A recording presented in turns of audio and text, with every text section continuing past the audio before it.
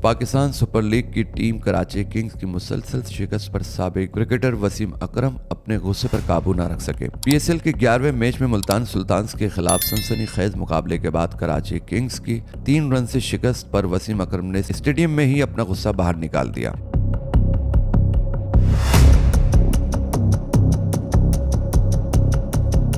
इस हवाले से सोशल मीडिया पर सामने आने वाली वीडियो में देखा जा सकता है कि वसीम अकरम ने पहले अपना सर पकड़ा और फिर सामने मौजूद कुर्सी पर जोरदार लात भी मारी। गुज़िश्ता मैचेस के दौरान भी वसीम अकरम के चेहरे के तासुरात तब्दील होते देखे गए थे। पीएसएल 8 के दौरान कराची किंग्स अब तक 5 मैचेस खेल चुकी है, जिनमें से उसे 4 में शिकस्त हुई है। दूसरी जानिब वसीम अकरम के तासुरात पर मदा हैरानी का इजहार भी कर रहे हैं, जबकि सोशल मीडिया पर इस हवाले से मुख्तलिफ मीम्स भी शेयर की जा रही है। मजीद वीडियोस देखने के लिए हमारी वीडियो को लाइक करें, सब्सक्राइब करें और बेल आइकन को जरूर क्लिक करें ताकि आने वाली वीडियो आप तक बआसानी पहुंच सके।